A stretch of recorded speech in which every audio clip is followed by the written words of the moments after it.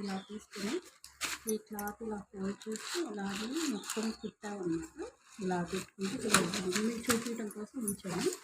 White cloth మల్లెపూలు, orange కనకాంబరాల్లాగా.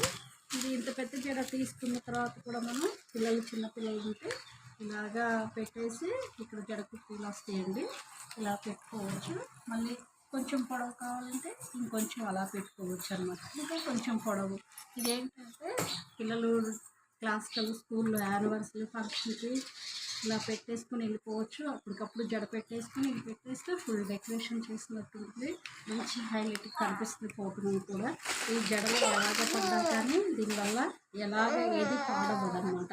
ఇది వాడిన తర్వాత ఇది మురికి పట్టినా మంచిగా కడిగేయచ్చు అనమాట. కడిగి ఇప్పట్లా పెట్టేసుకోవచ్చు.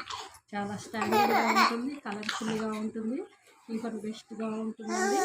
మంచి హైలైట్